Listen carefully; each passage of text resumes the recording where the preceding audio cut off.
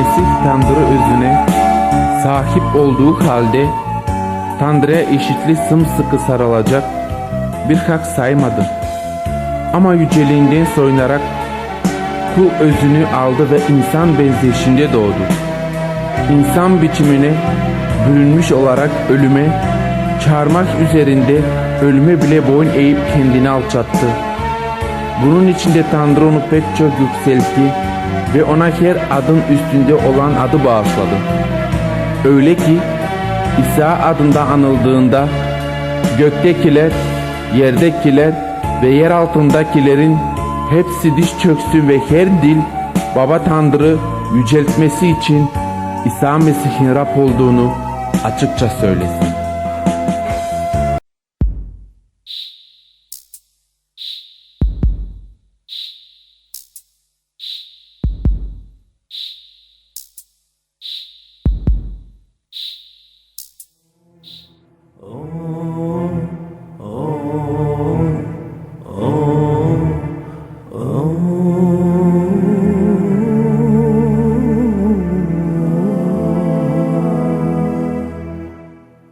Свят, свят, свят е Бога мой, достоен да приеме чест величие.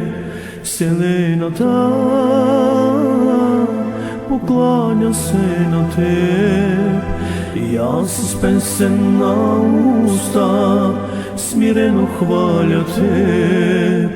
О, Исус,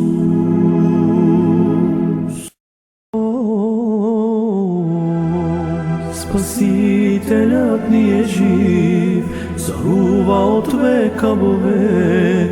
Спасителя ни е жив, царува от века во век.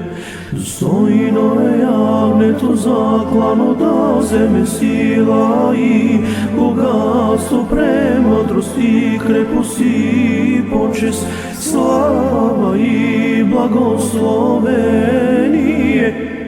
Исус и днес е като зора, сияй в нашите души. Духът му е свобода, вселената покланя се на Теб, и аз с песен на уста смирено хваля Теб.